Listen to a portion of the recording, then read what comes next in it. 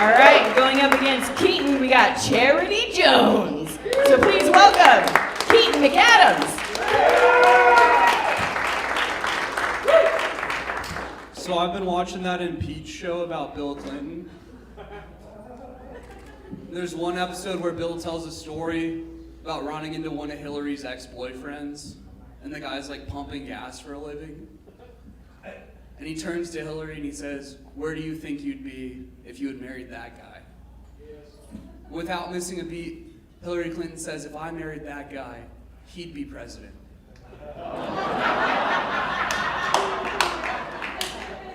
Now, I don't know if Hillary believes that.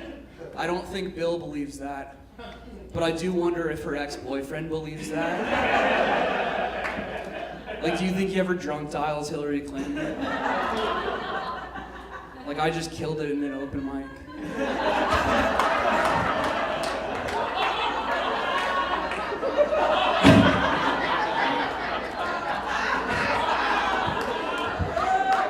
Nah, but were you for real about me being president? Woo! Give it up for Keaton.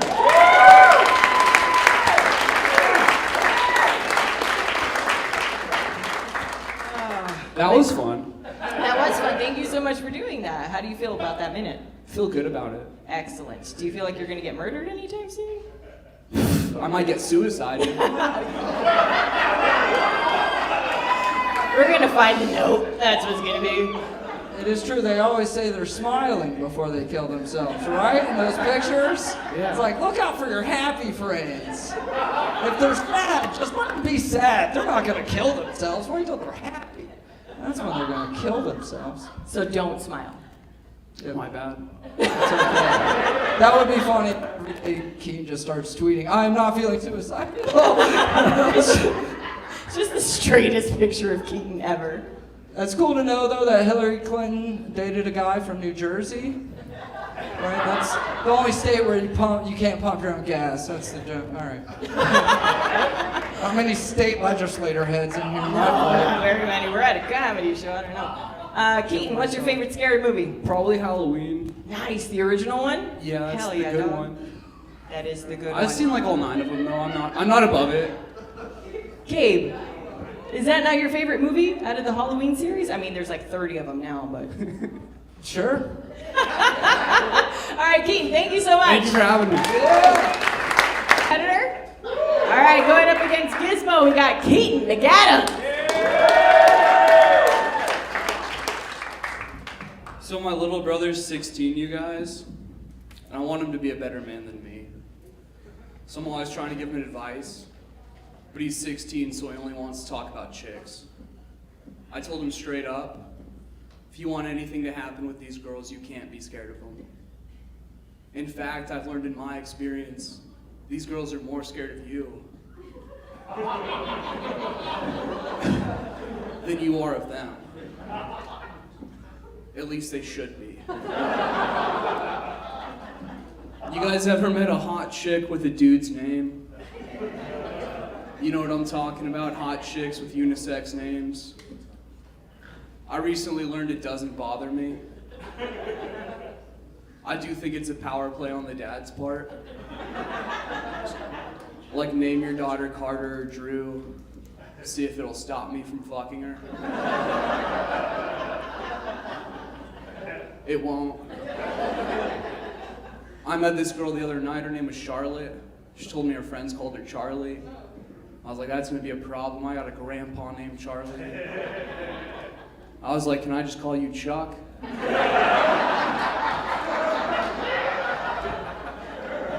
So we got over that pretty quickly, you guys. That being said, there are some names that turned me off. Like a couple years ago, I went on a few dates with this girl named Amanda. The only reason that's significant is because my mom's name's Amanda. So when that didn't work out, I was like, whatever. That would have been weird. Her name was Amanda. But a couple weeks ago, you guys, I met this girl named Landon.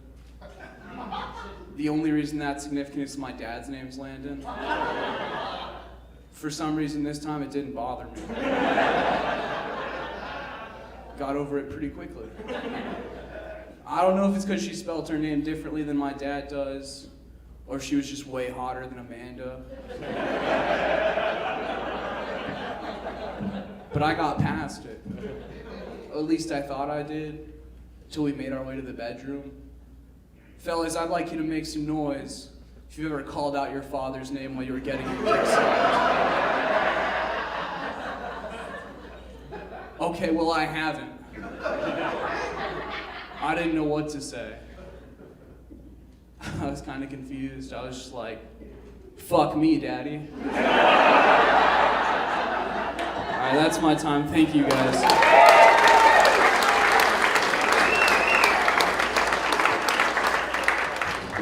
All right, please welcome back up to the stage, Gizmo. All right, we're gonna do some voting, y'all. All right, if you want to see the red frag move forward, please clap your hands for Gizmo. Oh, and if you want to see Daddy Caller move on, let's hear it for Keaton.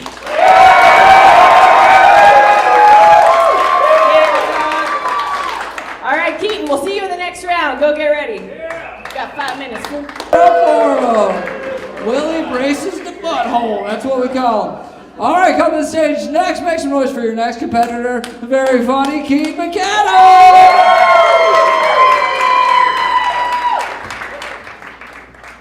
So a little bit about me, you guys. When I was in high school, I made my Instagram handle Light Skin Keaton. And I thought that was silly because I'm like a fair-skinned individual. But other people thought that it meant that I was black. Or at least part black. And it didn't help when my friends went around telling everybody that I was black. Eventually I got confronted about it and I didn't know what to do. So I lied. Do you guys know what it's like to be fully embraced by the black community? There's a lot of honkies in here, I'm guessing you don't.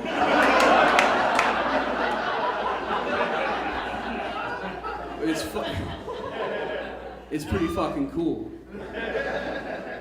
They were calling me Black Keaton and shit. I'm sorry. They was calling me Black Keaton and shit. It's probably the coolest nickname I'm ever gonna have. I was on the basketball team in high school, you guys. I didn't even play basketball. That's just how good life was. Posted up, wearing my Letterman jacket, letting my big black nuts hang. I went deep with it. I got myself a black girlfriend. We had ourselves a couple of black kids. And that was just sophomore year.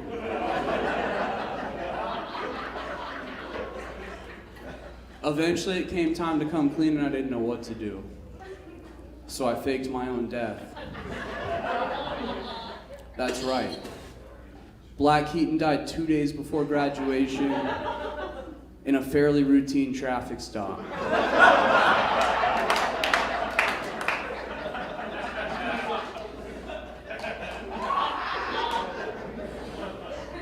He had his hoop dreams right in front of him. I guess my black family's still out there somewhere too. But to this day, it kind of pisses me off when someone says they peaked in high school. Cause like you peaked in high school.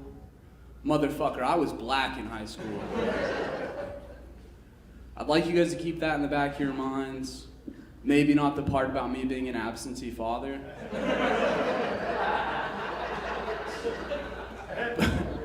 You know that disease that Michael Jackson had? Not the pedophilia. The skin thing, the vitiligo. I think it'd be silly if white guys could get that, but with like melanin. Then you'd run into someone from high school, you'd be like, holy shit, did you see Keaton? He's black now. Like for real this time. Cool. When I'm not out here code switching, I'm at home watching reality TV.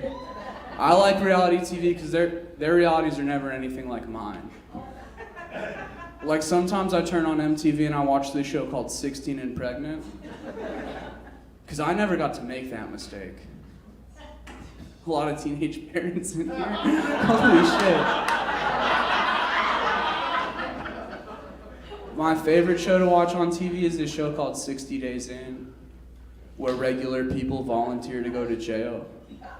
I know what you guys are thinking, and yeah, it's just like the NBA or the NFL. Black people are so much better at prison than white people.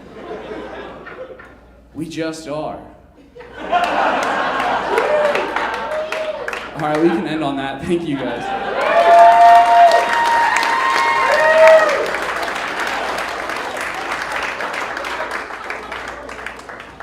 Keaton McAdams, everybody, clap your hands for him! Well, you're back up here, buddy, to do some voting. That's right, it's election season. All right, if you guys want to see my man Willie B move on to the next round, make some noise.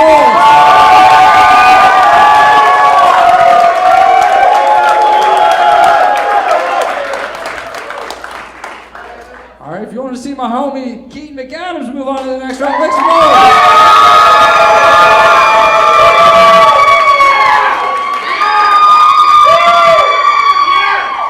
I think I'm going to give that one to Keaton McAdams. Everybody, we'll see you in the next round. Your winner, your headliner. Yeah. All right, he's here to close out the show with 10 minutes, which I have to set for him. Hang tight. Here it is. I know how to use it. I might be old, but I'm not that old. All right, your closer, Keaton McAdams. Has anyone ever just bombed through their victory lap? Did you not watch I hate to be that guy, but I used all my best shit to get here. You guys have been bamboozled.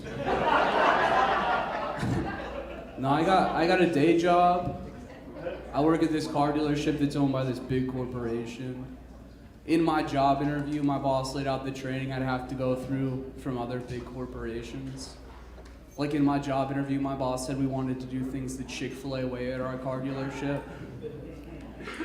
And I was like, dude, we sell minivans, not chicken strips. But he explained it to me. He said the average customer has a good first time experience at Chick-fil-A. They become a repeat customer, right? So a few days of online training goes by, he comes up to me, he's like, Keaton, do you get it? Do you understand? Do you see why we implement the Chick-fil-A way at our car dealership? Or do you need someone from corporate to come down here and teach you? I said, don't worry, boss man. No one's got to come down here and teach me how to hate gay people. My crowd. You're literally my crowd. I won you guys.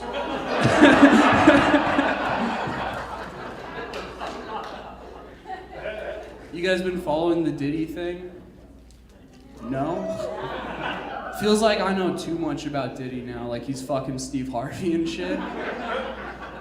But a year ago when the news broke, we didn't know shit. We didn't know anything, and I was curious. Wrongfully so. I went on Twitter because I wanted to know who Diddy was fucking. Everyone on there was pointing their Twitter fingers at Meek Mill. Some people were calling him Twink Mill. Others were calling him Meek the Freak. And people like me were just calling him faggot. No, I'm kidding, I like Meek. I had dreams and nightmares about what they were doing to my boy. I'm so glad that wasn't lost on 6 of you. No, but I do think it's kind of funny because like Drake had beef with Meek, and then shortly after that, Kanye and Pusha T had beef. Or no.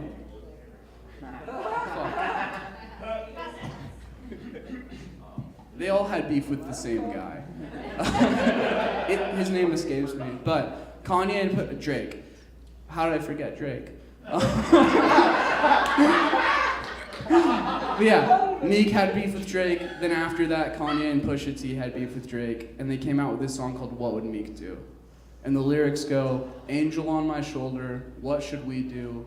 Devil on the other, what would Meek do?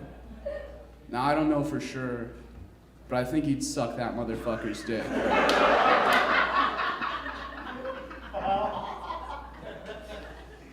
Cool. I've been a Lakers fan my entire life, but I've also been a free thinker. Yeah. When I was 15, I came up with one of my own, like, original opinions, and that was that AIDS was like a gay thing.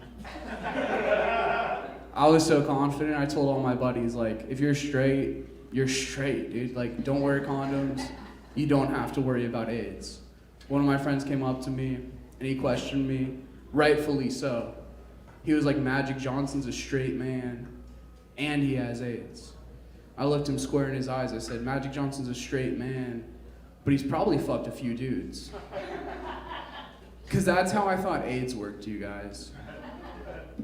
Then I listened to this Magic Johnson interview from the 80s, from the Showtime Lakers, during his heyday.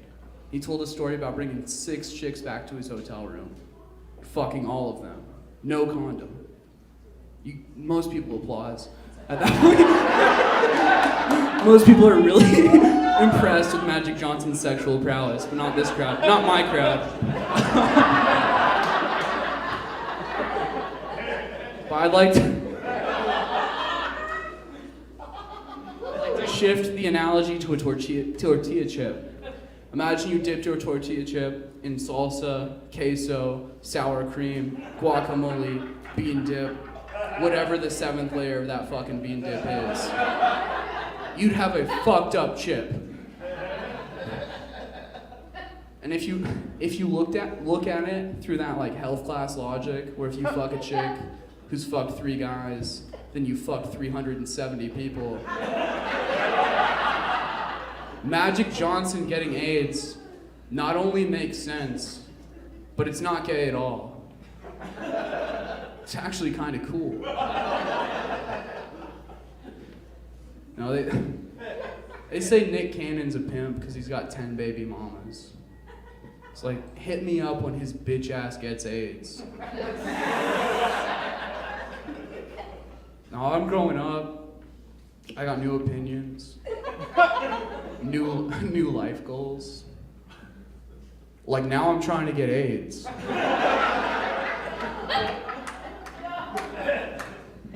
You guys are so cool. This was my first Comedy Rumble. Thank you guys so much for coming out.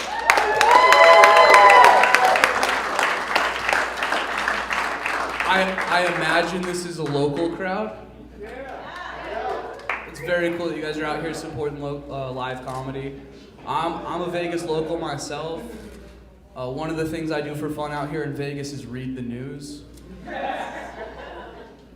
I read Fox News because the headlines are more interesting.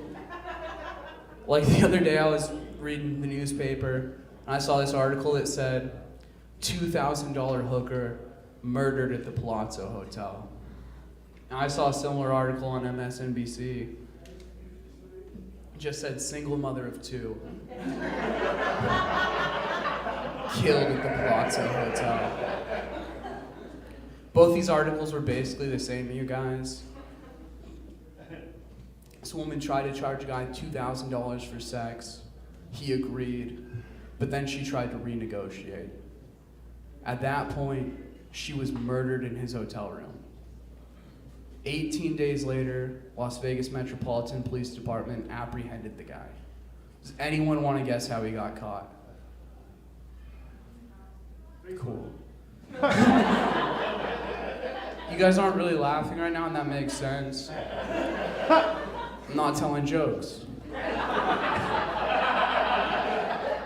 As Gucci Mane would say, this ain't a diss record, this is just the truth.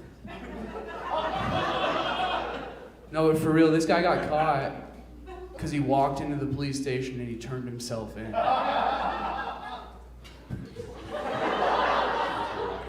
I love it when there's like one guy.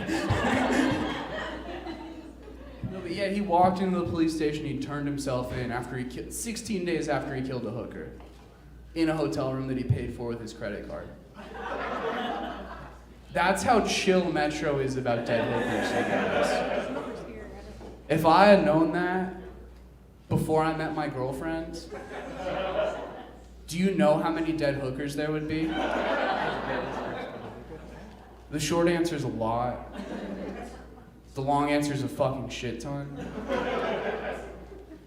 My lawyer wanted me to tell you guys that last part was a joke. I don't actually have a girlfriend anymore. Unfortunately, she passed away at the Palazzo Hotel. Thank you guys so much. I'm selling these t-shirts in the back if you want to grab them.